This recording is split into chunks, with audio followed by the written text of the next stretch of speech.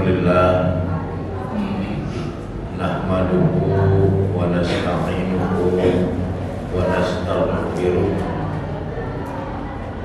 wa na'udzu billahi min syururi anfusina wa min sayyiati a'malina may yahdihillahu fala mudhillalah wa may yudlil fala hadiyalah.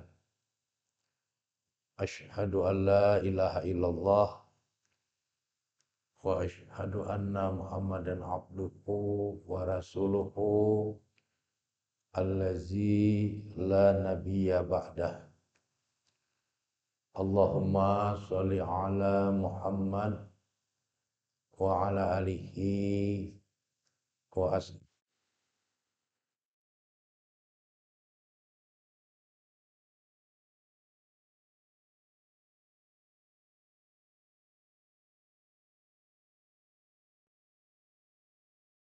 Ya wa rasulah amma ba, yang saya hormati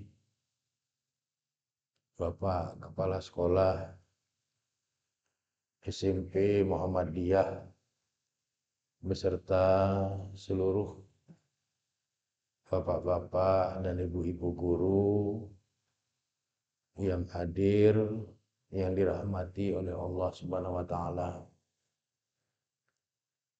Puji dan syukur kita sampaikan kehadirat Allah.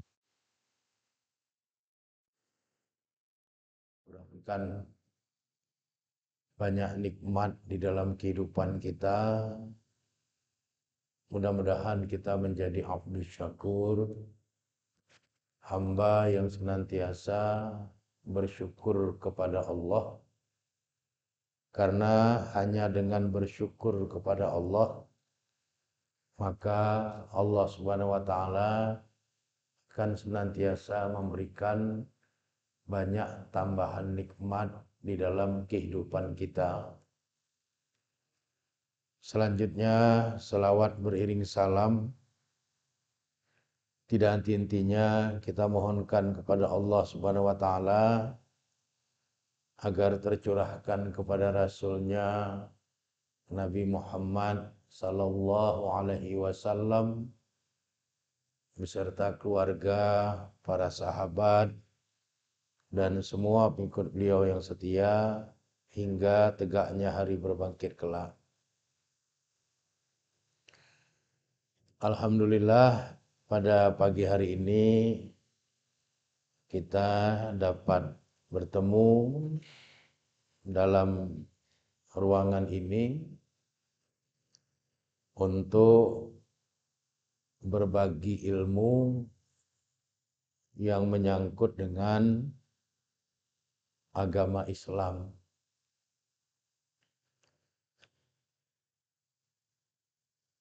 Adapun materi pengajian kita pada hari ini berkaitan dengan surga Firdaus.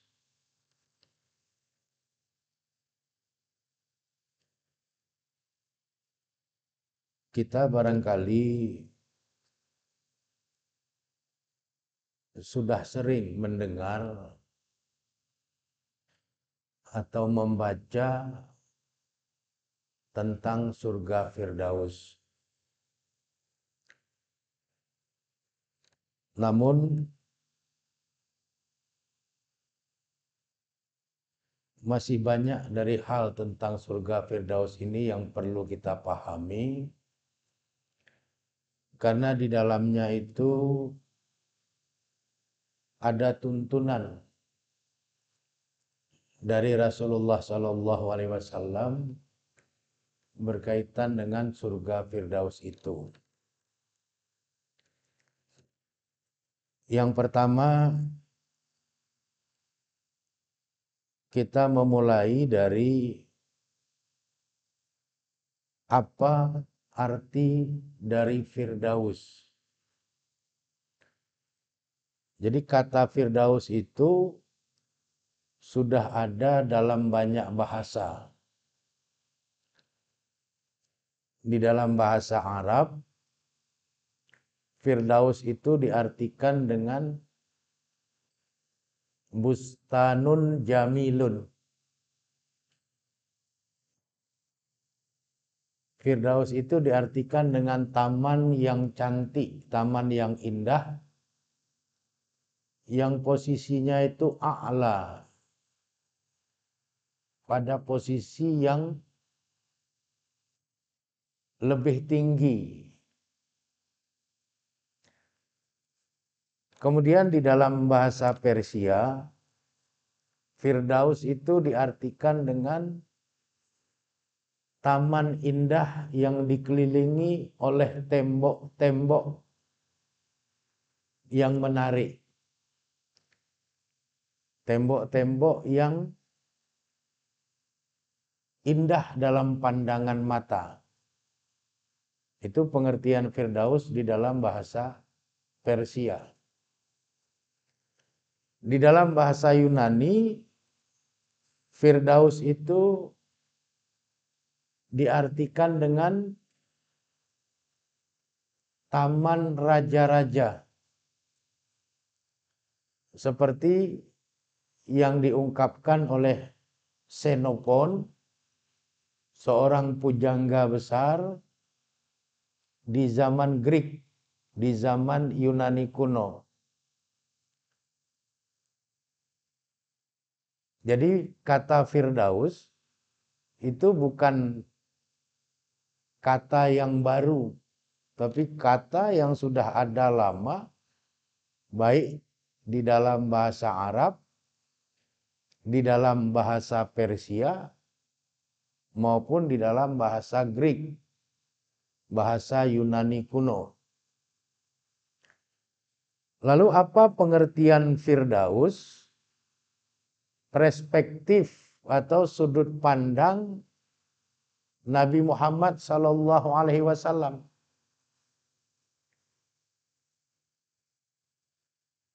Pandangan Nabi Muhammad sallallahu alaihi wasallam berkaitan dengan pengertian Firdaus ini bisa kita lihat di dalam hadis riwayat Imam Tirmizi dalam kitab Sunannya, nomor hadis 3174 dari sahabat Anas bin Malik, di mana Nabi menjelaskan tentang Firdaus. Al-Firdausu Robwatul Jannah wa awsatuha wa afdaluha. Firdaus itu, kata Nabi, Robwatul Jannah, surga yang paling atas, surga yang paling tinggi. Wa awsatuha, dan surga yang terletak di tengah-tengah surga yang lain. Wa afdaluha, dan surga Firdaus itu adalah surga yang paling afdal, surga yang paling utama dibandingkan dengan surga-surga yang lain. Jadi Firdaus itu bukan surga biasa, surga yang teramat istimewa di dalam ajaran Islam. Sehingga di dalam surat Al-Mutaffifin ayat yang ke-26 Allah berfirman, wa fi dzalik, dan di dalam hal yang demikian itu, di dalam hal yang menyangkut dengan surga, falyatanaffusil mutanafisun, maka hendaknya setiap jiwa itu berlomba-lomba untuk mendapatkannya. Jadi Allah mengisyaratkan kepada orang-orang yang beriman agar jiwa-jiwa dari orang yang beriman itu bersemangat untuk menggapai surga Firdaus itu. Karena surga Firdaus itu adalah surga yang paling istimewa. Surga yang paling tinggi, surga yang letaknya di tengah-tengah semua surga, surga yang paling utama. Lalu di dalam hadis yang diriwayatkan oleh Imam Al-Bukhari, nomor hadis 2700, dan hadis ini juga kita temukan di dalam kitab Sahih Ibnu Hibban, nomor hadis 4611 dari sahabat Abu Hurairah. Nabi bersabda, "Inna fil jannati mi'ata darajatin." Sesungguhnya di dalam surga itu ada 100 tingkatan.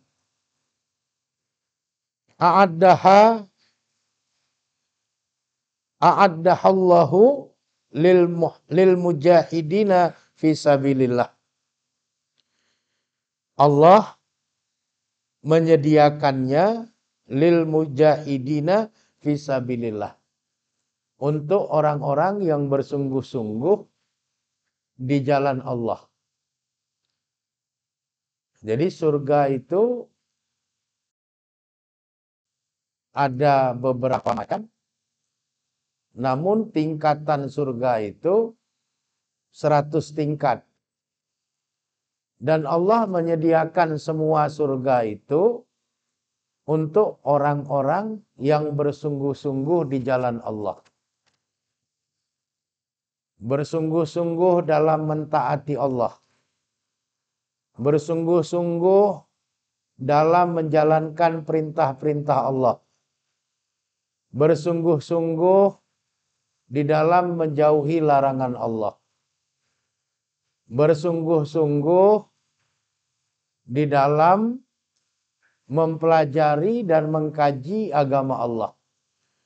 Kepada mereka itulah surga itu diperuntukkan. Kemudian Nabi menjelaskan, ma baina darajatain kama bainas sama'i wal ardh. Perbedaan antara satu tingkatan surga dengan tingkatan surga yang lain, kama bainas sama'i wal ardh, sebagaimana jarak antara langit dan bumi. Kemudian Nabi bersabda, faiza sa'altumullaha fas'aluhul firdaus. Maka jika kamu berdoa memohon kepada Allah, maka mohonlah oleh kamu kepadanya Allah surga Firdaus. Jadi Allah dan Rasulullah Shallallahu Alaihi Wasallam mengarahkan kita, yang pertama agar kita bersungguh-sungguh untuk memperoleh surga Firdaus. Yang kedua, Allah dan Rasulullah Shallallahu Alaihi Wasallam menyuruh kepada kita agar kalau kita berdoa kepada Allah, jangan lupa minta surga Firdaus. Jadi kita disuruh oleh Rasulullah Shallallahu Alaihi Wasallam untuk minta surga Firdaus. Faiza sa'altumullah fas'aluhul Firdaus. Kalau kamu minta kepada Allah, mintalah surga Al-Firdaus. Kenapa kita diarahkan oleh Nabi Muhammad Sallallahu Alaihi Wasallam untuk minta surga Firdaus? Fa'innahu, maka sesungguhnya dia surga Firdaus itu ausatul jannah. Letaknya itu pas di tengah surga, di antara surga-surga yang lain. Jadi surga Firdaus itu letaknya strategis. Letaknya di tengah-tengah di antara surga-surga yang lain. Yang kedua kata Nabi, wa a'lal jannah. Surga Firdaus itu adalah surga yang paling tinggi. Arahu fauqahu arsyur rahman. Di atasnya surga Firdaus itulah letaknya arasy Allah yang maha pengasih. Wa minhu tafajjaru anharul jannah. Dan darinya surga Firdaus itu memancar air-air sungai yang mengalir di semua surga. Jadi sumber mata air dari air-air yang mengalir di sungai-sungai surga itu ada di surga Firdaus. Makanya Nabi mengarahkan kita kalau kita berdoa, mintalah kepada Allah agar Allah memasukkan kita ke dalam surga Firdaus nanti dalam kehidupan di alam akhirat. Jadi setiap kali kita berdoa, jangan lupa minta supaya kita dianugerahi surga Firdaus. Allahumma inni as'aluka jannatal Firdaus. Ya Allah, sesungguhnya hamba bermohon kepadamu surga Firdaus. Kalau tidak bisa pakai bahasa Arab, minta pakai bahasa Indonesia. Tidak bisa pakai bahasa Indonesia, pakai bahasa ibu. Kita orang Aceh bisa minta pakai bahasa Aceh. Yang Minang bisa pakai bahasa Minang. Yang Jawa bisa pakai bahasa Jawa. Yang Sunda bisa pakai bahasa Sunda. Yang Tapanuli bisa pakai bahasa Tapanuli. Kalau bahasa Arabnya nggak bisa, bahasa Indonesianya nggak bisa. Jadi tidak ada hal yang sulit. Yang penting apa yang diarahkan oleh Rasulullah SAW itu hendaknya kita amalkan. Jangan nanti orang masuk ke dalam surga Firdaus, surga yang paling enak, yang paling nyaman, yang paling strategis, yang paling tinggi, yang paling indah, yang paling segala-galanya. Lalu kita nggak masuk ke situ, kita bilang kok saya nggak dikasih masuk ke situ. Kenapa? Karena nggak pernah minta. Jangan salahkan Allah, jangan salahkan Rasulullah SAW. Karena Rasul sudah bilang, kalau kamu minta dalam doamu, jangan lupa minta supaya kamu dimasukkan ke dalam surga Al-Firdaus. Allah juga sudah berfirman di dalam surat Al-Mutaffifin tadi. Di dalam persoalan surga itu, hendaklah setiap jiwa dari orang-orang yang beriman itu berlomba-lomba untuk masuk ke dalam surga Firdaus. Dan kalau kita tidak mengaji, kita nggak paham ini. Supaya kita paham ini semua, maka mengajilah kita. Sehingga kita tahu bagaimana taujihad, arah yang diajarkan oleh Nabi Muhammad SAW kepada kita.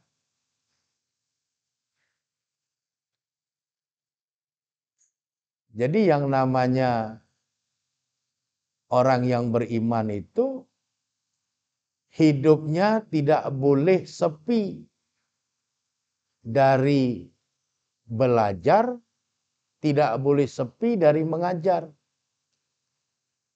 Karena Nabi mengatakan ta'allamu wa'allamu. Belajarlah kamu dan mengajarlah kamu. Karena kalau kita tidak belajar, kita tidak tahu. Kemudian kalau ilmu yang sudah kita dapat dari belajar tidak kita berikan kepada orang lain, itu juga tidak bermanfaat. Maka hiduplah dengan terus belajar dan hiduplah dengan terus mengajar. Dengan belajar kita akan tahu banyak hal yang kita belum tahu. Dengan mengajar, kita akan mendapatkan pahala jariah dari ilmu bermanfaat yang sudah kita ajarkan kepada orang. Jadi kalau kita tidak tahu pengarahan Nabi, Barangkali kalau kita berdoa, kita nggak pernah minta supaya masuk ke dalam surga Al-Firdaus. Tapi dengan kita mengaji, kita tahu, oh ternyata ada arahan dari Nabi Muhammad SAW yang menyuruh kita kalau kita berdoa agar kita berdoa untuk dimasukkan ke dalam surga Firdaus. Faiza sa'altumullaha fas'aluhu al-Firdaus. Kalau kamu minta kepada Allah, maka mintalah kamu kepada Allah surga Firdaus. Jadi kalau ada orang tanya, kenapa kita harus minta surga Firdaus? Karena Nabi Muhammad SAW mengarahkan kita untuk minta surga Firdaus. Kenapa surga Firdaus yang kita minta?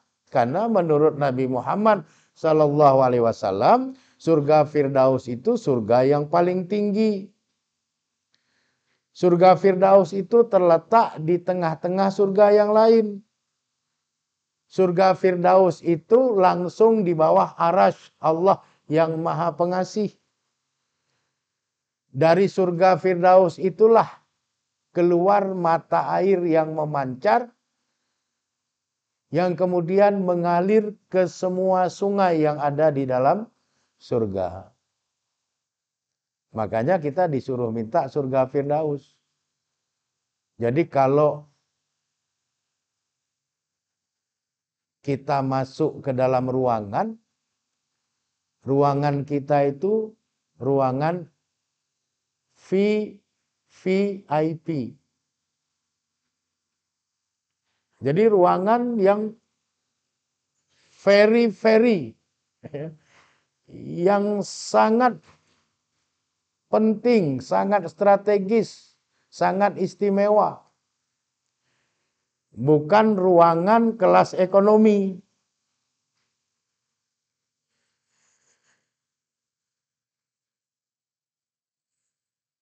Karena hidup di dunia saja orang kepingin yang terbaik. Apalagi hidup mengabadi di alam akhirat. Tentunya menginginkan yang terbaik. Makanya Nabi Muhammad SAW mengarahkan kita, kalau kita berdoa kepada Allah, jangan lupa mintalah kepada Allah agar Allah menempatkan kita di dalam kehidupan akhirat kita, di dalam surga Firdaus. Jadi itu sesuatu yang penting yang harus kita pahami. Kemudian, siapa sebenarnya yang berhak untuk bisa menghuni surga Firdaus? Jadi, dalam konsepsi Al-Quran, yang berhak menghuni surga Firdaus itu hanya 8 golongan manusia saja. Di luar itu tidak berhak untuk masuk ke dalam surga Firdaus. Yang pertama, kita bisa merujuk kepada surat Al-Kahfi, surat ke-18 ayat 107.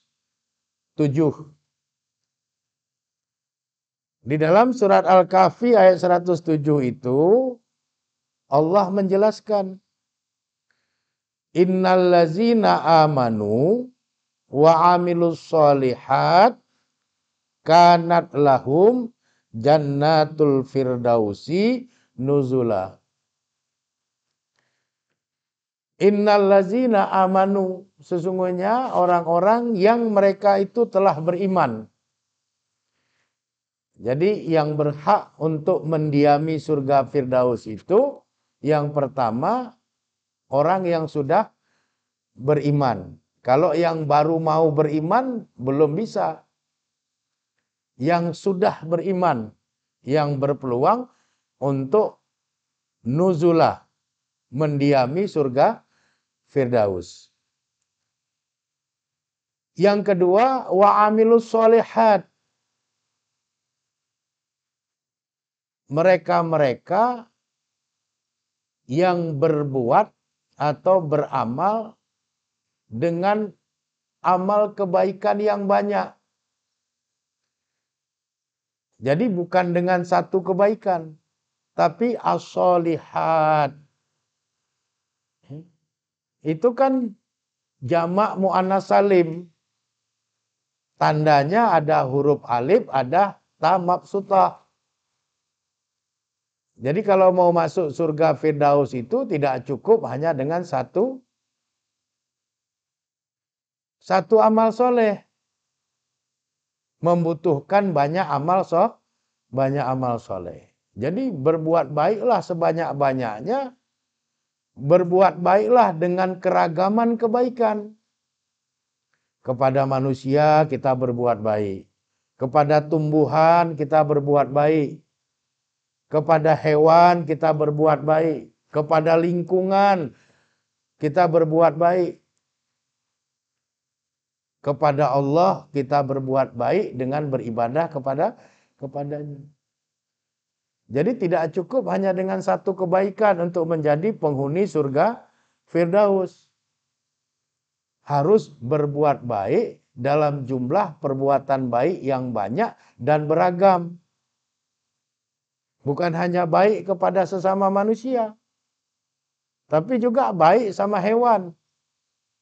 Kalau kita piara kucing, kasih makan kucingnya. Rawat dengan baik. Kalau kita tanam pohon-pohonan, rawat pohon-pohon itu dengan baik. Kalau musim kemarau, sirami dia. Begitu juga kita harus berbuat baik dengan lingkungan, bi'ah. Kalau buang sampah jangan sembarangan. Karena akan mengotori lingkungan.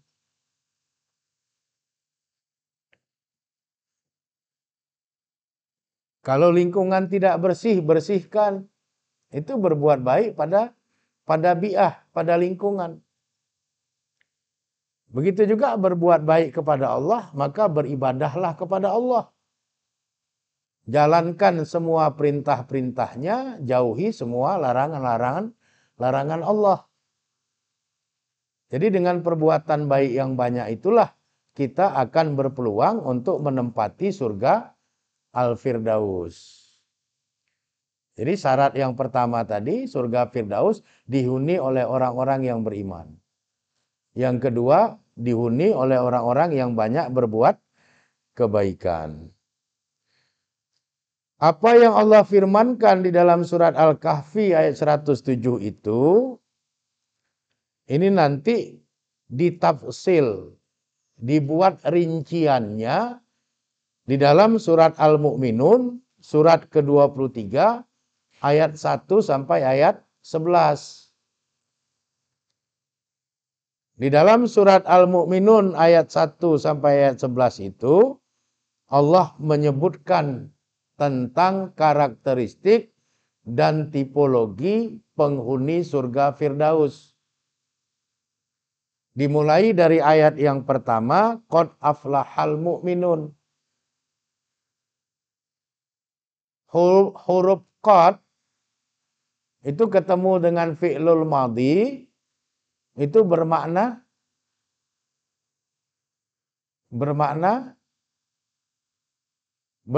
pasti. Jadi qad aflaha, pasti beruntung, pasti menang, pasti najih, menjadi yang sukses. Falah. Siapa? Al-mu'minun. Orang-orang yang beriman. Nah, kenapa orang yang beriman itu pasti menang, pasti beruntung, pasti sukses? Karena dengan imannya itu dipastikan dia bisa masuk surga. Karena tanpa iman tidak bisa masuk surga. Karena penghuni surga itu, apalagi surga Firdaus, itu syaratnya harus beriman. Maka dengan iman itu sudah beruntunglah orang-orang yang beriman. Sebab tanpa iman dia akan masuk ke dalam neraka. Ya. Kemudian allazina hum fi sholatihim khashi'un. Karakteristik dan tipologi penghuni surga Firdaus itu adalah allazina hum. Orang-orang yang mereka itu fi sholatihim, di dalam sholat mereka itu khashi'un. Khusyuk. Khusyuk itu pengertian lugawiyahnya secara sederhana adalah fokus. Jadi orang yang khusyuk di dalam sholat adalah orang yang hanya mengingat hal-hal yang berkaitan dengan sholat waktu dia sholat. Pandangan matanya ke tempat sujudnya kecuali pada waktu dia membaca tasyahud awal maupun akhir, di mana sudut pandang matanya itu melihat ke arah ujung jari telunjuknya. Itu pengertian khusyuk secara sederhana.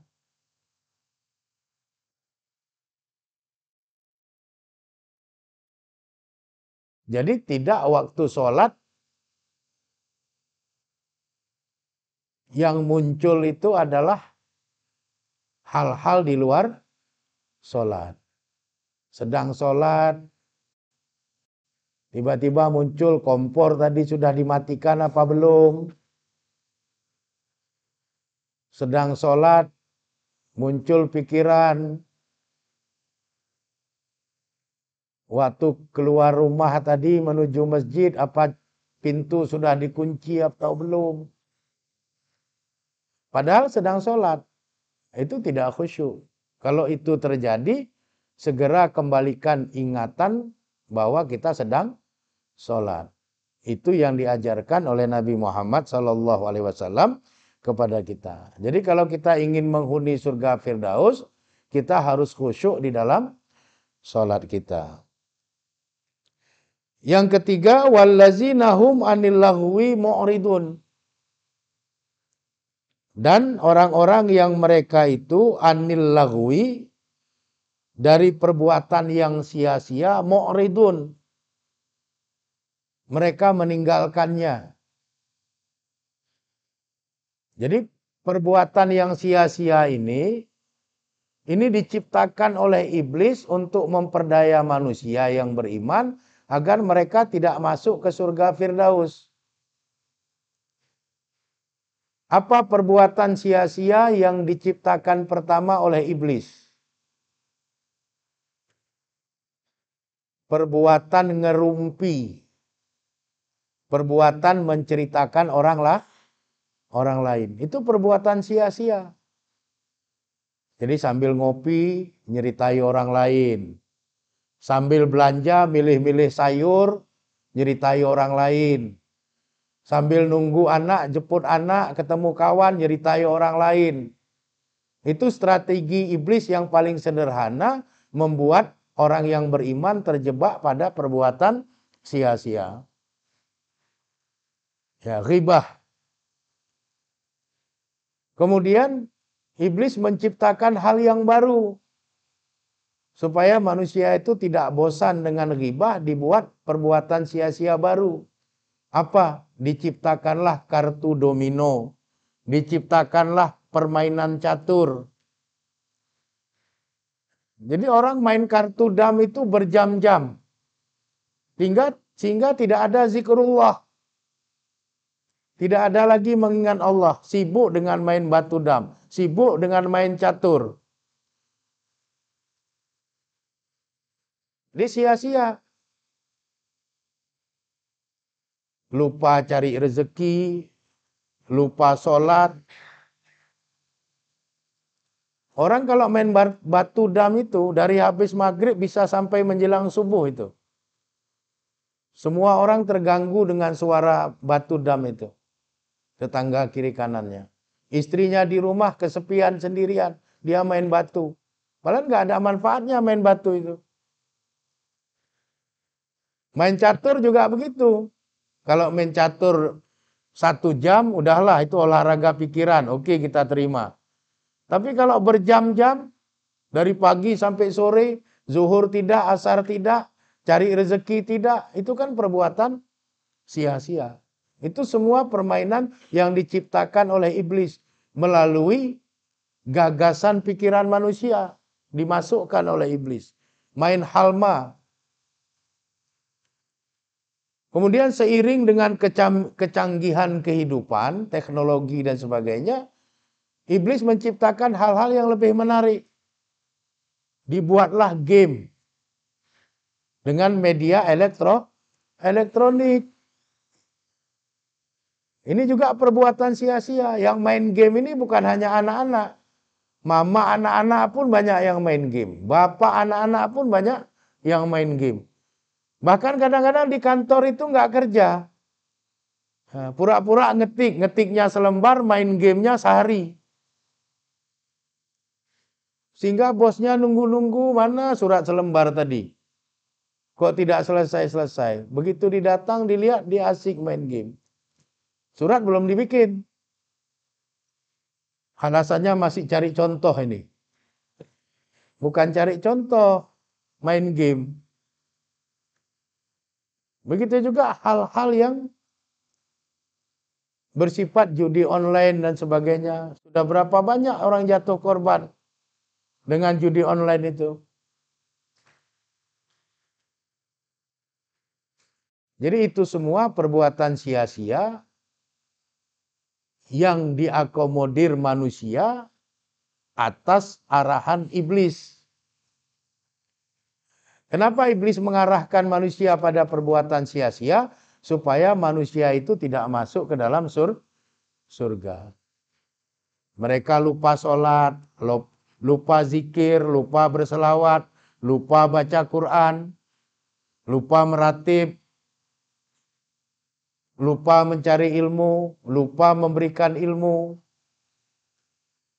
lupa kewajiban yang suami untuk cari rezeki, yang istri lupa untuk mengurusi rumah tangga dengan baik dan benar. Itu semua tipu daya iblis. Jadi kita harus berhati-hati. Kemudian penghuni surga Firdaus itu wallazina hum lizakati fa'ilun. Dan orang-orang yang mereka itu dengan zakatnya dia menunaikannya, dia melakukannya.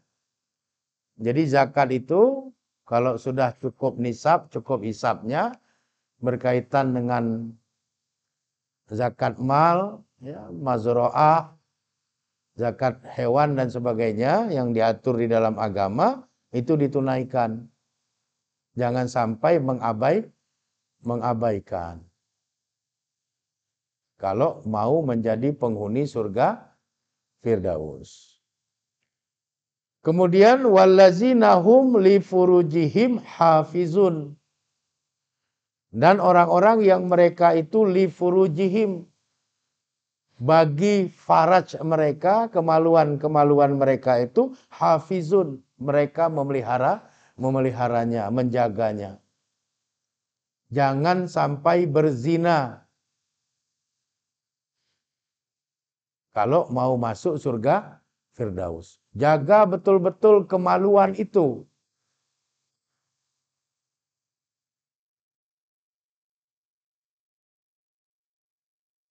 Kenapa? Karena zina itu dosa yang besar. Yang namanya perzinahan itu dalam hukum jinayat, hukumannya double. Kalau pelaku zinanya itu belum pernah menikah, ghairu muhsan, hukuman pokoknya dicambuk 100 kali, kemudian diusir atau dibuang dari kampung halamannya selama 1 tahun. Kalau perzinahan itu muhsan, dilakukan oleh orang yang pernah menikah, itu hukumannya juga 2. Hukuman pokoknya dirajam, dilempari batu sampai mati. Hukuman tambahannya dijilid 100 kali. Jadi sudah dijilid 100 kali, di hari yang berbeda ditegakkan hukum rajam, dilempari batu sampai mati. Itu hukum jinayat Islam. Jadi perzinahan itu hukumnya double. Ada hukuman pokok, ada hukuman tambahan. Baik untuk yang ghairu muhsan, belum pernah menikah, maupun yang sudah pernah menikah atau muhsan. Jadi jangan main-main dengan perzinahan itu. Makanya itu menjadi salah satu syarat untuk bisa masuk ke dalam surga Firdaus. Oh, kalau sudah pernah melakukan itu karena khilaf, manusia itu ma khalal khata'i wa nisyan. Tempatnya salah, tempatnya lupa, segeralah bertobat dengan taubatan nasuha. Supaya memperoleh kembali hak-haknya untuk mendapatkan surga Firdaus. Kemudian wallazina hum li amanatihim wa ahdihim ra'un. Dan orang-orang yang mereka itu terhadap amanah-amanah yang diemban oleh mereka, wa ahdihim, dan terhadap janji-janji mereka, ra'un. Mereka menunaikannya. Jadi amanah ditunaikan dengan baik, janji dipenuhi dengan baik. Makanya tidak mudah mengemban amanah. Kalau tidak sanggup mengemban amanah, lebih bagus kembalikan amanah itu. Daripada kemudian nanti mengkhianati amanah. Kalau tidak sanggup memenuhi janji, maka lebih baik jangan berjanji. Karena itu akan menjadi beban yang berat untuk dipertanggungjawabkan. Jadi berjanjilah kalau diperkirakan mampu memenuhi janji. Terimalah amanah jikalau diperkirakan mampu mengemban amanah dengan baik. Kalau tidak, itu bahaya.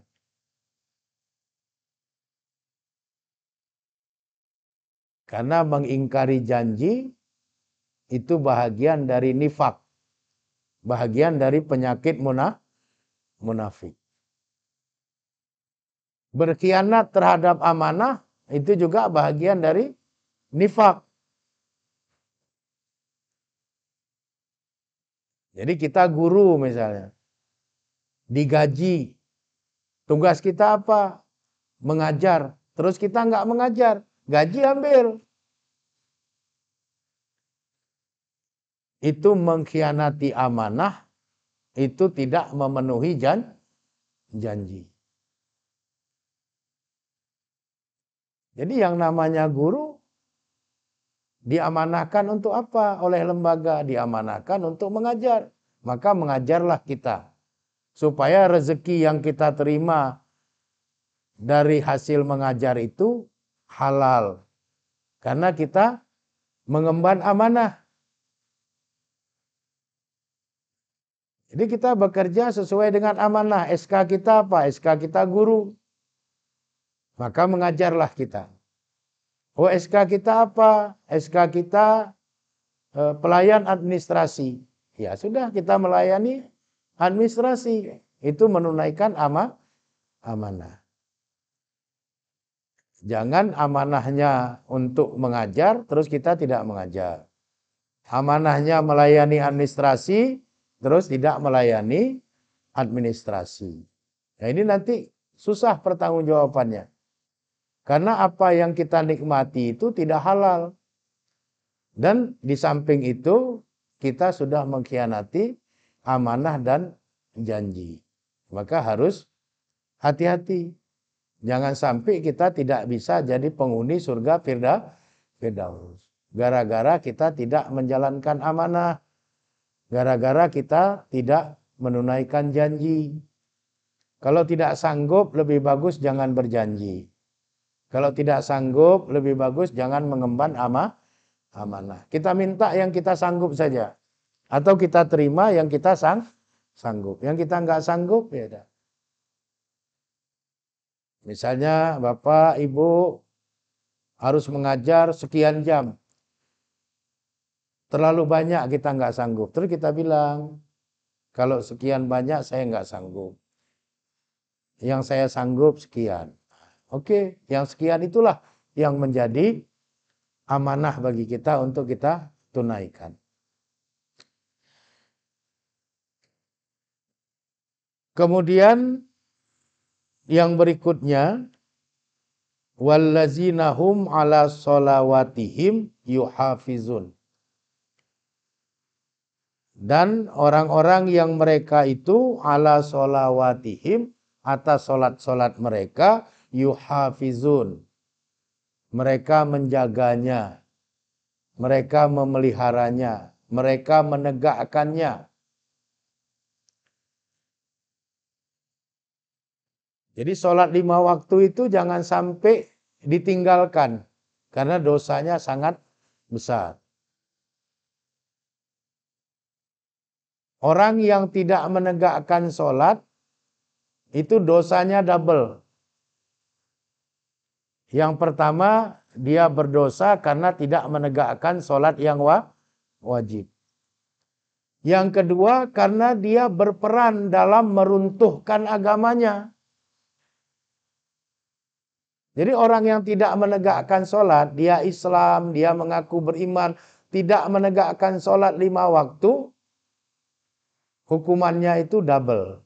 Berdosa karena tidak menegakkan sholat. Yang kedua, dia berperan dalam menghancurkan agamanya. Karena as-sholatu imaduddin. Sholat itu tiang agama. Faman aqomaha faqad aqomaddin. Siapa yang mendirikannya sholat, maka dia mendirikan agama. Faman hadamaha faqad hadamaddin. Jadi siapa yang meninggalkan sholat, siapa yang tidak sholat, maka dia menghancurkan agamanya. Jadi double dosanya. Dosa tidak menegakkan sholat, dosa berperan menghancurkan agama. Dosa berperan dalam merubuhkan agamanya sendiri. Sehingga waktu Syekh Muhammad Syakib Arsalan ditanya, limaza ta'akharal muslimun wa limaza taqaddama ghairihim, maka Syekh Ahmad Syakib Arsalan menjawab, al-islamu mahjubun bil muslimin. Islam itu terkubur, mahjub, terhijab oleh orang Islam itu sendiri. Jadi yang meruntuhkan orang Islam itu kebanyakan dari orang Islam itu sendiri. Orang Islam yang seperti apa? Orang Islam yang tidak menegakkan sholat yang 5 waktu. Yang wajib atas diri mereka. Karena kalau tidak menegakkan sholat, salah satu fungsi sholat itu tidak tercapai.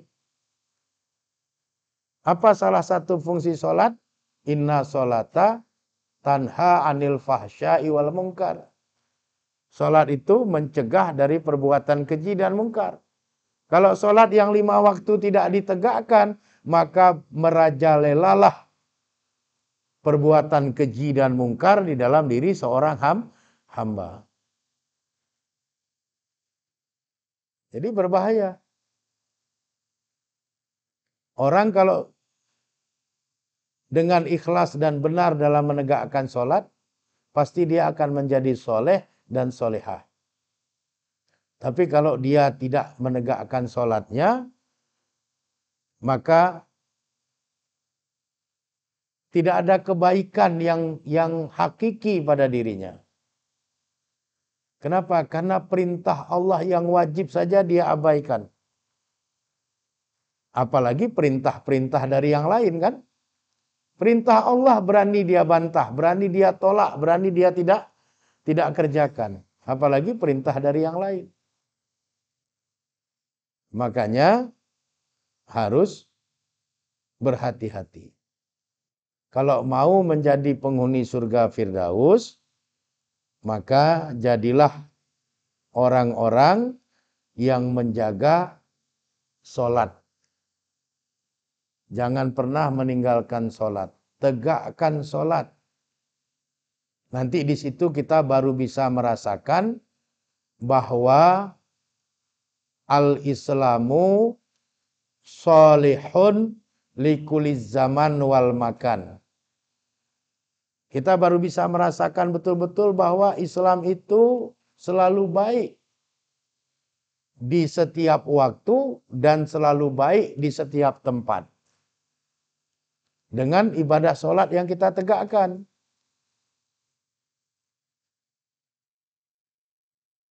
Ibadah sholat yang kita tegakkan itu akan mampu mengeliminir hal-hal yang keji dan hal-hal yang mungkar yang berpotensi hadir dari dalam diri kita. Jadi menegakkan sholat dan menjaganya dengan penuh kedisiplinan itu bahagian dari kekuatan isoterm. Bahagian dari kekuatan sisi dalam dari batin kita. Yang itu akan mempengaruhi aktivitas eksoterm, sisi luar kehidupan kita pada waktu kita berinteraksi dengan makhluk-makhluk dan hamba-hamba Allah yang lainnya. Jadi ada makna yang sangat luar biasa di dalam menjaga dan merawat ibadah sholat yang 5 waktu itu. Banyak hal yang luar biasa nanti yang bisa kita dapatkan dari hasil sholat yang kita tegakkan dengan ikhlas dan penuh dengan kedisiplinan itu. Batin kita akan terasa lain. Sikap orang pun terhadap kita akan lain. Sebagai bentuk hasil dari ibadah kita menegakkan sholat itu. Karena ada seorang sahabat minta tolong kepada Nabi agar kalau nanti dia meninggal dunia, dia bisa masuk surga.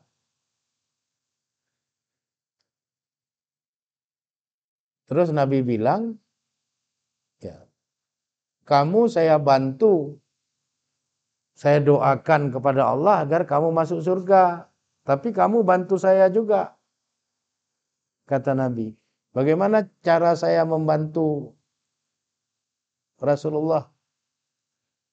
Maka Rasulullah SAW menjawab, caranya kamu memperbanyak sujud.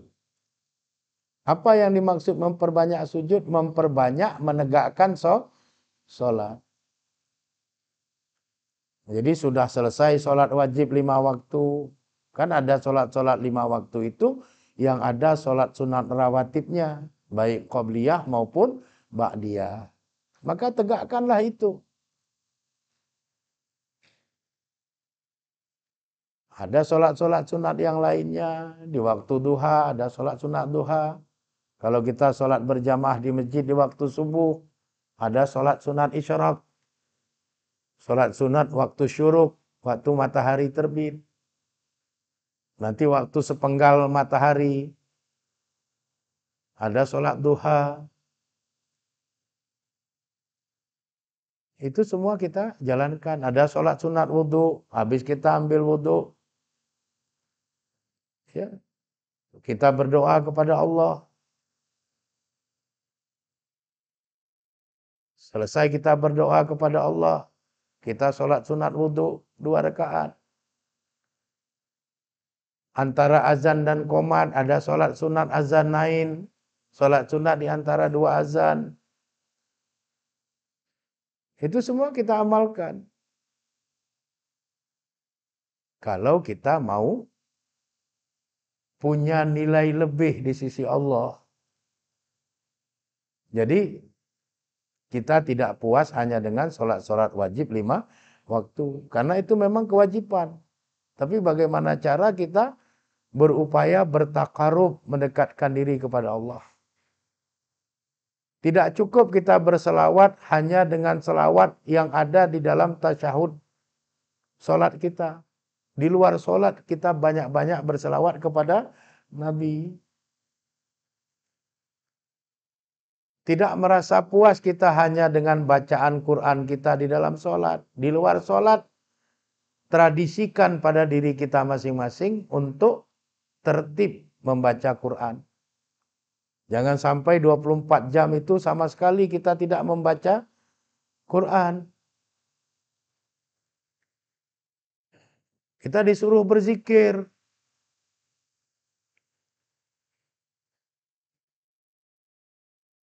Dalam Al-A'raf ayat 205 itu kan jelas. Wazkur rabbaka. Zikirlah pada Rabbmu. Fi nafsika, di dalam dirimu. Tadarruan, dengan penuh rasa tadaru, rasa rendah hati. Wa khifyatan, dengan suara yang lirih.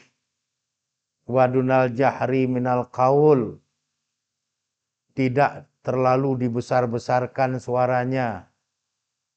Bil ghudwi wal asoli, pada pagi-pagi dan petang hari. Wala takun minal ghafilin, supaya kamu tidak menjadi bahagian dari orang-orang yang lalai. Jadi habis subuh berzikirlah kita. Berzikir, kita berdoa, kita berselawat kepada Nabi.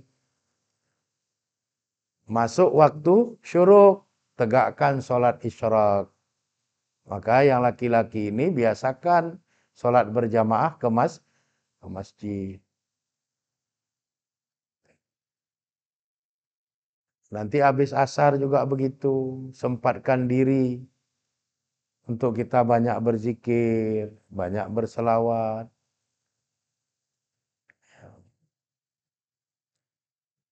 Jadi dampak positif dari kita menegakkan sholat itu sangat banyak, termasuk peluang kita untuk menjadi penghuni surga Firdaus.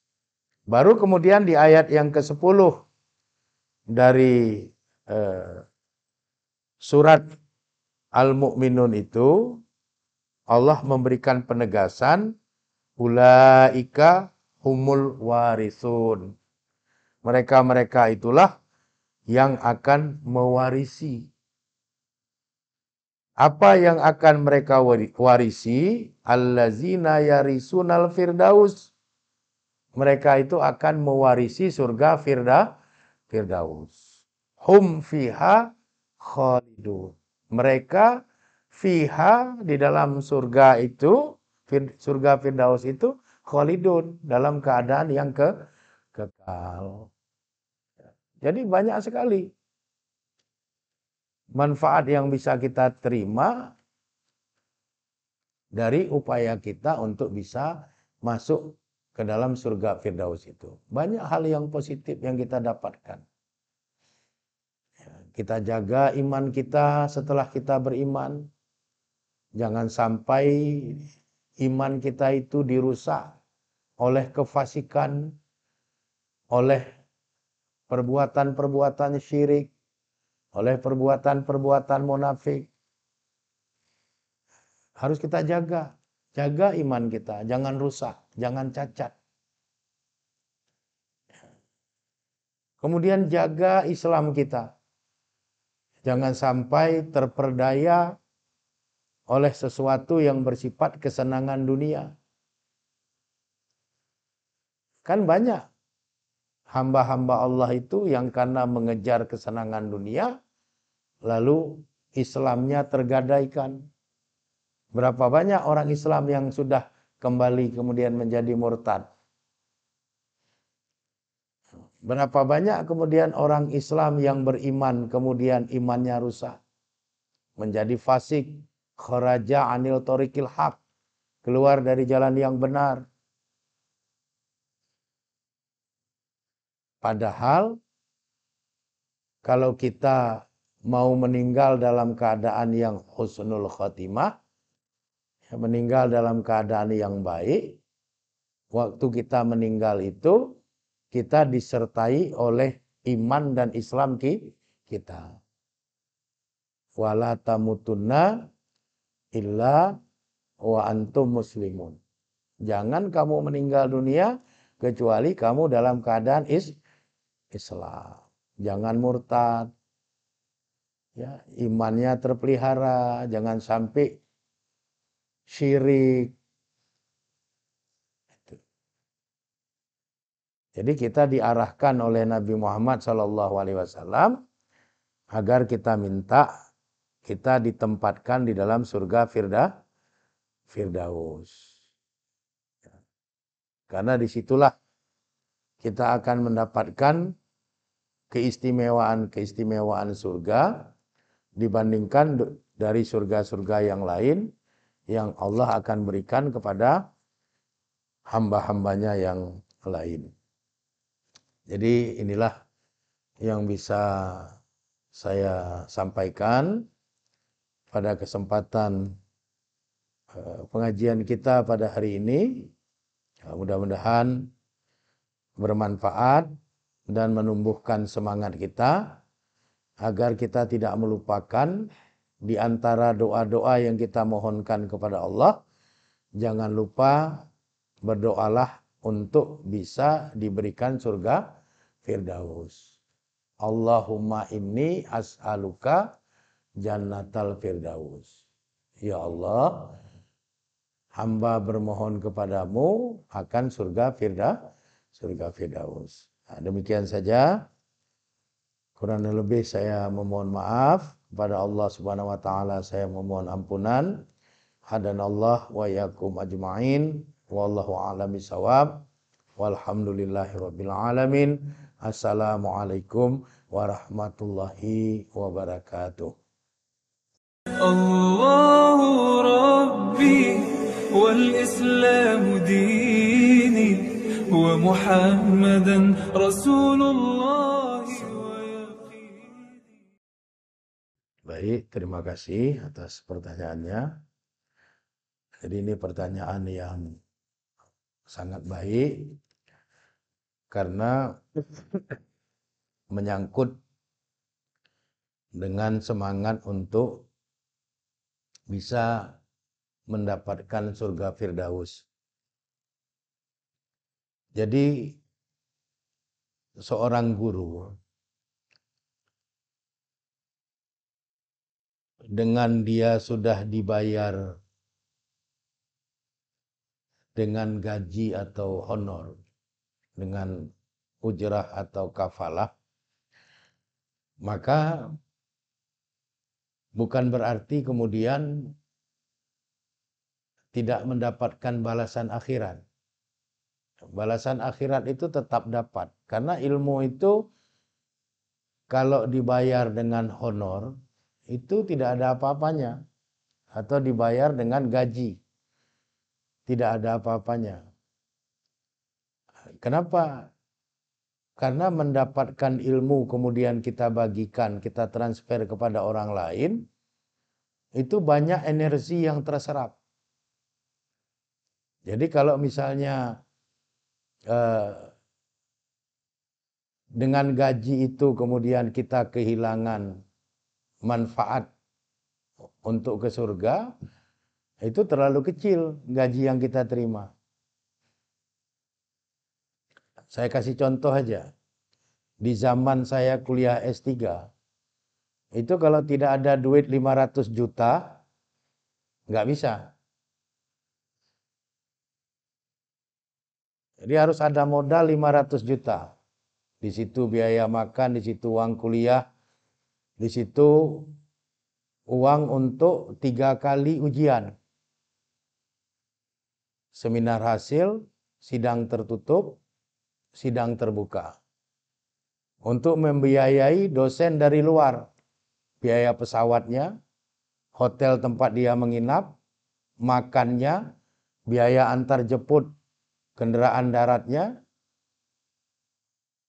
itu minimal cash harus ada 500 juta. Untuk dapat gelar doktor di zaman saya. Kalau sekarang kan udah banyak beasiswa. Kalau di zaman saya itu nggak ada beasiswa. Sampai jual mobil, jual tanah. Gitu. Jadi kalau kemudian kita ngajar cuman digaji 3-4 juta misalnya, ya nggak balik modal. Kalau dihargai hanya seperti itu. Jadi itu kita anggap ujrah kita itu hanya sekedar penghargaan saja. Penghargaan dari manusia, penghargaan dari Allah. Dengan keikhlasan kita, Allah akan memberikan pahala. Nah, ini yang harus dipahami. Jadi Bapak Ibu, jangan beranggapan dengan sudah digaji itu nggak dapat lagi pahala. Nggak dapat. Karena berapalah gaji yang diberikan? Apa ada digaji 15 juta, 20 juta satu bulan? Kan nggak ada. Paling tinggi, ya mohon maaf, barangkali kalau tingkat SMP, itu 3 juta barangkali udah tinggi kali. Nggak sampai pun ya. Karena saya jadi dosen, itu sejak tahun 91 saya udah jadi dosen. Sekarang udah tahun 2022. Artinya saya menjadi dosen itu hampir 40 tahun udah. Tapi gaji saya sebagai PNS itu tidak lebih dari 6 juta.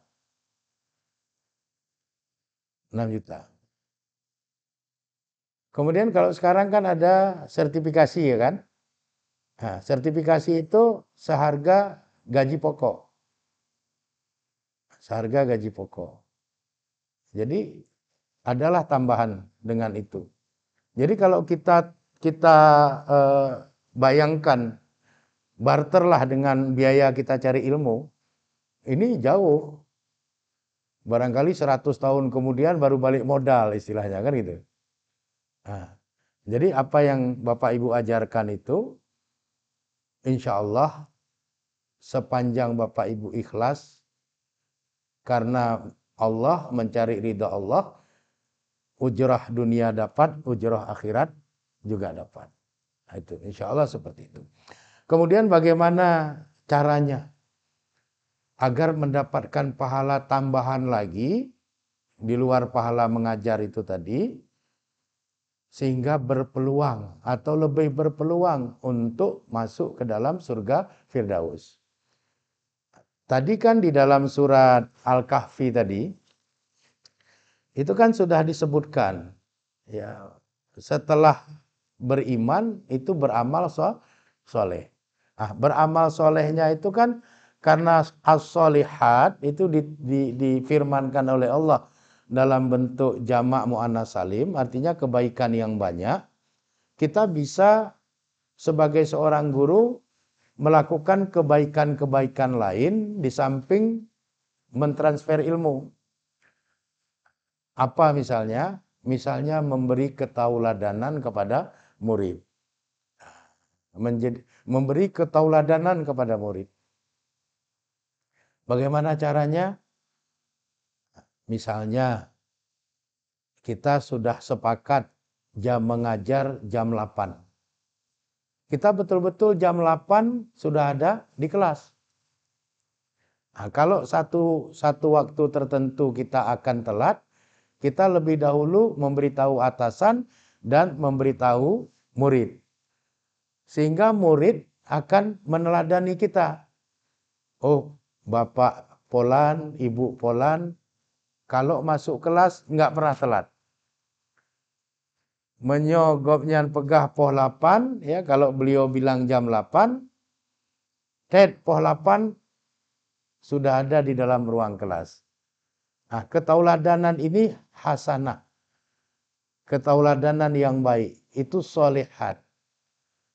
Jadi waktu ditiru oleh murid, maka siapa yang membuat kebaikan, lalu kebaikan itu ditiru oleh murid, maka dia mendapatkan pahala sebagaimana pahala orang yang meniru tanpa mengurangi sedikit pun pahala orang yang melakukan itu. Nah, jadi dengan memberikan ketauladanan misalnya, ini juga akan menambah pahala kita. Nah, kemudian di samping kita mentransfer ilmu, seperti tadi dikatakan Bapak, kita mengayomi. Ya, mengayomi ini artinya kita menyayangi guru, menyayangi murid, seperti murid menyayangi kita. Jadi bukan hanya pelajaran yang kita berikan, tapi juga kita menanamkan value, menanamkan nilai-nilai, mengajarkan akhlak kepada murid. Jadi bagaimana behavior, perilaku yang baik. Bagaimana attitude, sikap yang baik. Ini kita bentuk pada murid kita. Itu merupakan as-solihat. Kebaikan tambahan yang kita akan dapat pahala. Begitu murid kita nanti di samping pintar karena kita transfer ilmu kepada dia, dia juga kita bentuk perilakunya, kita bentuk sikapnya, sehingga dia menjadi hamba Allah yang berakhlak, berbudi luhur, berperilaku mulia. Dan itu dibawanya sampai dia dewasa, bahkan sampai dia meninggal dunia.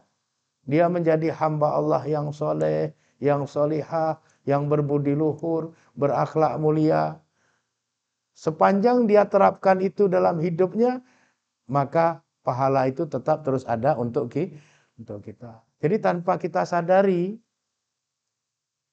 mengalirlah pahala itu untuk kita. Jadi kalau satu ruangan itu ada, kita bilanglah 25 atau 30 orang, berapa banyak pahala yang mengalir dari pengayoman yang kita berikan kepada murid-murid kita.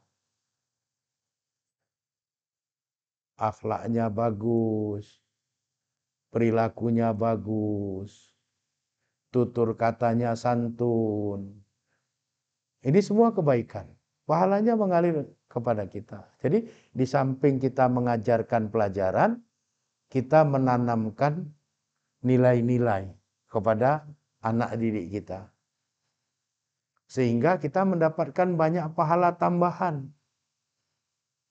dari ilmu yang kita berikan. Karena kita tidak hanya memberikan ilmu, kita berikan keteladanan. Kita tanamkan nilai-nilai pada dirinya. Nah, itu semua pahala. Nah, jadi di samping kita sendiri juga ya, menegakkan amalan tambahan, ya, nafilatan, nafilah. Nah, nafilah itu hal-hal yang sunat yang bisa mendatangkan pahala bagi kita. Itu kita kerjakan. Jadi menjadi seorang guru itu peluang untuk masuk surga Firdaus itu lebih besar. Nah, kenapa? Karena ilmu yang bermanfaat itu akan terus mengalir sebagai amal jariah. Nilai-nilai yang ditanamkan oleh seorang guru itu menjadi amal jariah.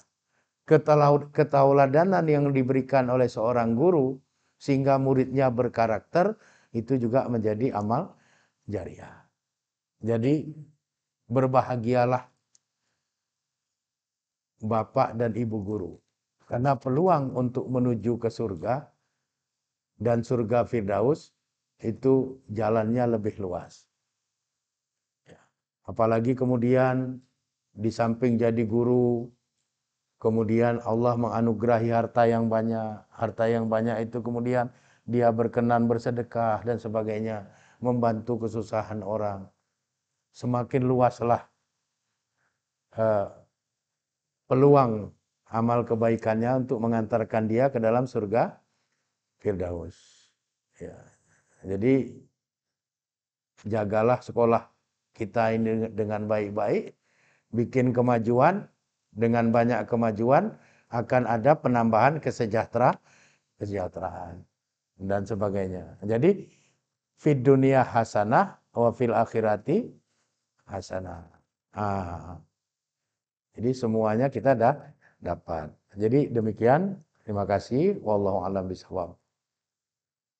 الله ربي والإسلام ديني ومحمدا رسول الله ويقيني. Terima kasih buat Bapak dan Ibu. Jadi yang pertama berkaitan dengan silaturahim, ya. Silaturahim ini penting di dalam Islam karena orang bisa tidak masuk surga kalau memutus hubungan silaturahim, ya, atau silaturahmi. Nah, tinggal sigat bentuk dari silaturahim atau silaturahmi itu bisa kita diskusikan. Tapi substantifnya silaturahmi atau silaturahim itu tidak membuat seseorang itu kemudian menjadi terbebani. Karena silaturahim itu kan babnya muamalah. Jadi muamalah itu di dalam hukum Islam dia punya azas. Ya, azas dasar muamalah itu yang pertama antarodin.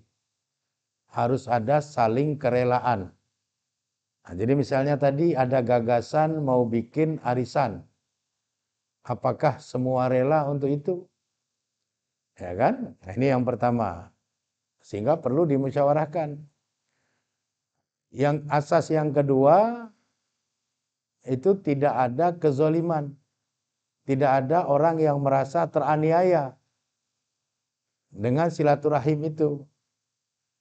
Ya, misalnya begini, satu sama lain kan punya keterbatasan secara finansial dalam menerima atau memuliakan tamu.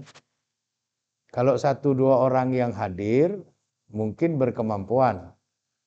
Tapi kalau sudah sampai 30-40 orang yang hadir, ini kan perlu persiapan ekstra. Perlu finansial dan logistik yang besar. Misalnya seperti itu. Jangan sampai silaturahim selesai, tamu pulang ke rumah, tuan rumah termenung sepanjang malam.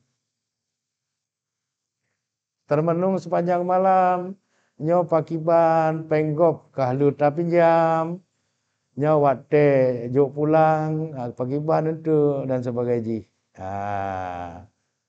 Jangan sampai silaturahim itu membuat orang lain berhutang untuk memuliakan jame. Jame enak aja dia makan 2-3 piring, ya kan? Kalau bisa minta rantang lagi, kan? Cuman porumo, yang tuan rumahnya ini jangan sampai termenung-menung lah nanti. Itu harus diperhatikan dia, karena itu asas dasar muamalah. Kemudian yang ketiga al-adalah, harus tegak keadilan. Jangan nanti ada yang harus ke rumah. Tiba-tiba ada yang beralasan dia berhalangan. Udah bikin di kantor aja. Kan beda biaya di kantor dengan biaya di rumah. Yang satu merasa rumahku didatangi. Kemudian ke rumah si Polan kita nggak boleh datang, bikin di kantor aja. Misalnya seperti itu. Ini tidak ada al-adalah, tidak ada keadilan. Nah, jadi itu harus dipertimbangkan. Kemudian tidak boleh ada gharar. Gharar itu tipu daya. Tidak boleh ada kecurangan dan sebagainya.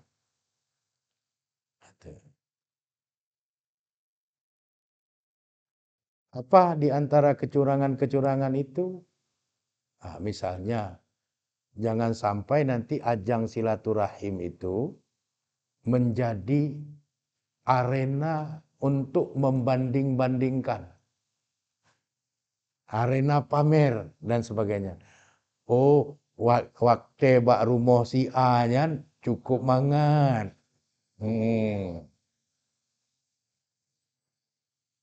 Katanya Pak Jobu ngonsi lemo. Tapi waktu bak rumah si X, boh mano engkot masin, tempe goreng, ya kan? Waktu bak rumah si Polan, bolu hijau ke katanya. Waktu bak rumah si Polin, lemer hijau.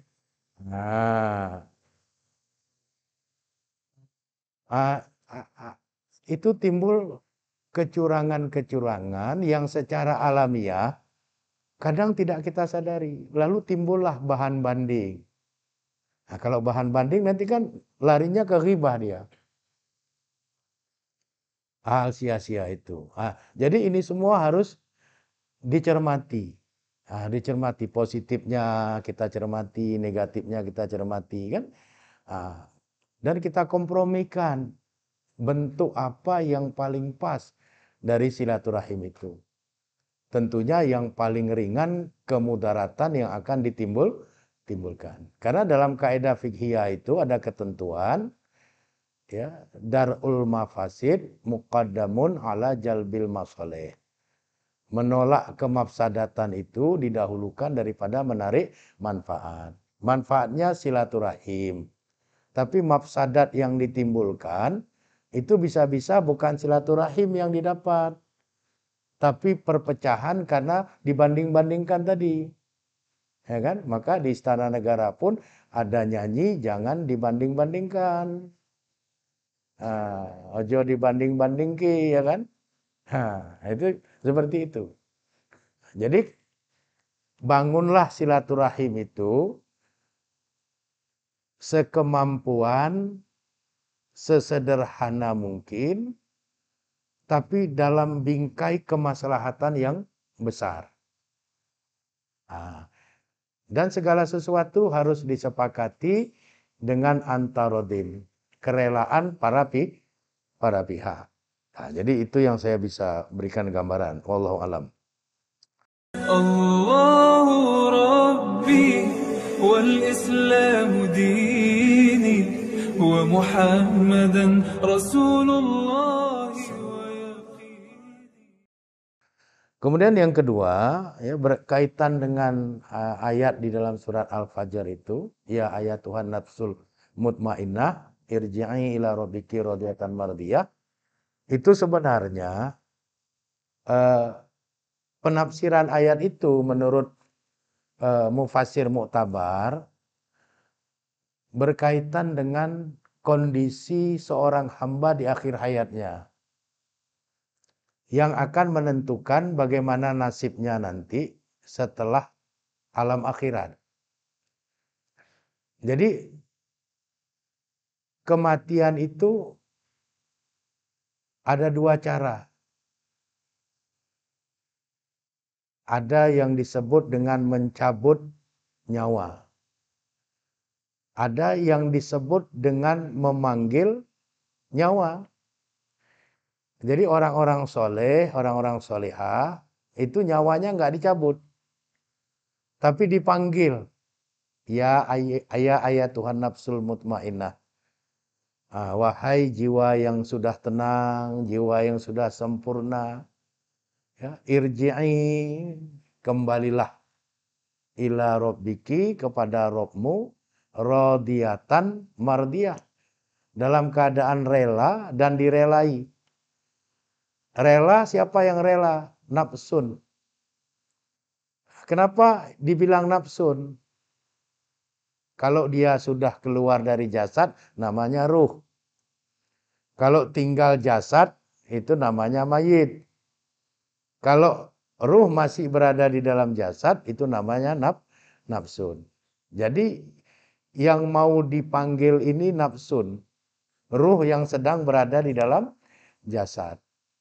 Jadi ruh yang berada di dalam jasad itu, karena itu adalah ruh orang yang soleh atau solehah, maka dengan dipanggil, dia rela untuk meninggalkan jasadnya. Itulah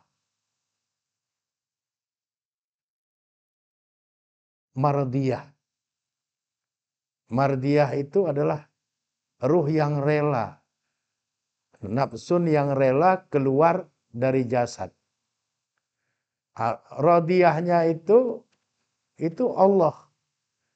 Allah meridhai ruh yang rela keluar dari jasadnya hanya dengan panggilan, karena dia paham waktu dia pulang sudah tiba. Jadi tidak payah nazak, tidak payah dicabut. Dipanggil saja dia keluar. Nah, jadi pemaknaan berdasarkan mufassir mu'tabar itu seperti itu. Nah, kemudian setelah ruh keluar nanti dalam kehidupan akhirat, karena itu adalah ruh orang-orang yang soleh, yang solehah, maka dia akan ditempatkan di dalam surga. Ya. Surga di dalam pandangan Islam hanya ada dalam kehidupan alam akhirat. Nah, karena apa? Karena karakteristik surga itu adalah perennialis. Dia mengabadi. Sedangkan di alam dunia ini tidak ada yang mengabadi. Semuanya fana, tidak ada yang baqa. Nah, oleh karenanya, kalaupun ada istilah surga dunia dalam tanda petik, itu bukan hakikiyah, tapi majaziyah. Itu simbolik saja. Kesenangan-kesenangan dunia itu disimbolikkan dengan surga dunia. Tapi bukan dalam pengertian hakikiyah. Nah, kesenangan-kesenangan dunia itulah dipandang surga dunia. Karena begini, jangan sampai kita terjebak kepada satu pemahaman yang pemahaman ini biasa digunakan oleh orang-orang kiri, orang-orang komunis atau Marxis. Jadi dalam teori Marxis itu,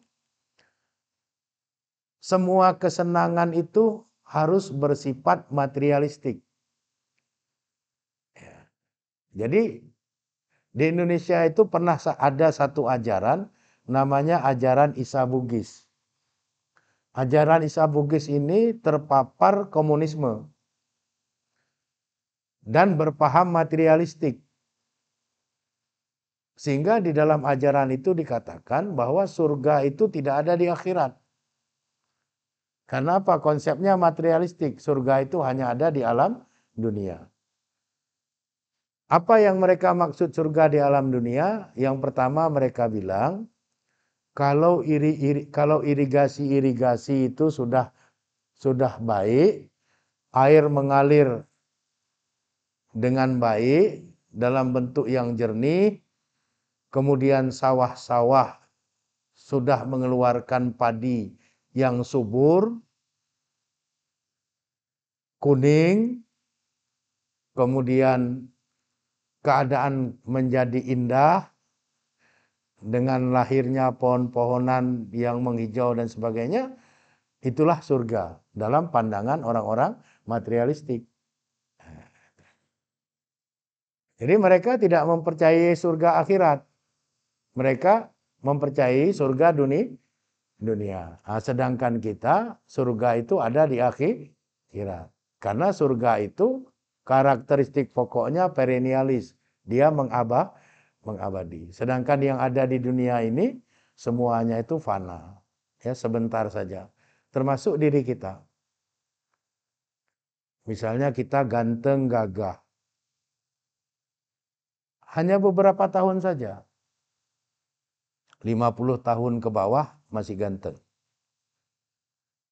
50 tahun ke atas sudah gadoh gantengnya. Cantik juga gitu. Cantik itu 50 tahun ke bawah. Kalau sudah 50 tahun ke atas, siang sampai sore bau minyak wangi. Sore sampai subuh bau minyak angin. Balsem. Jadi nggak abadi. Sedangkan karakter surga itu abadi. Jadi kalau kita bilang surga dunia, itu maksudnya kita mendapatkan kesenangan-kesenangan duniawiyah. Apakah itu dilarang? Jawabannya tidak. Kita disuruh cari kesenangan dunia, tapi dalam bingkai yang dihalalkan oleh agama. Cari hal-hal yang menyenangkan secara duniawiyah, tapi yang halal secara agama. Oh, kepingin punya duit banyak boleh, tapi cara carinya yang baik, yang halal. Ya kan?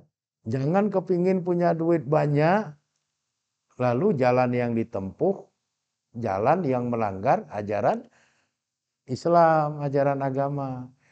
Ini supaya bisa cepat kaya, katanya tamekat sabe mendem.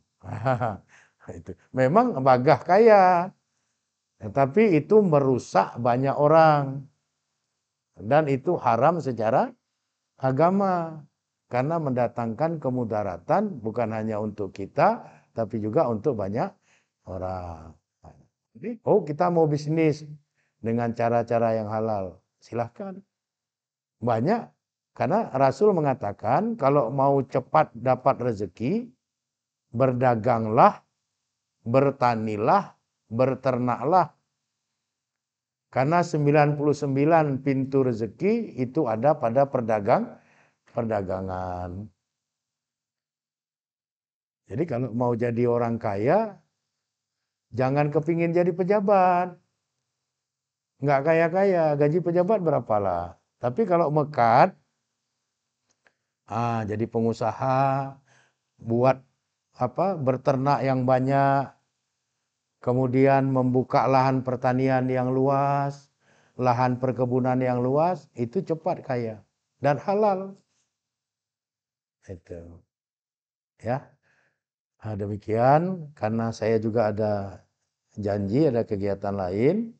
Saya padai saja sampai di sini. Terima kasih atas kehadiran Bapak Ibu guru. Mudah-mudahan Allah memberkahi kita semua. Mohon maaf atas kekhilafannya. Terima kasih atas kehadirannya. Saya akhiri. Assalamualaikum warahmatullahi wabarakatuh.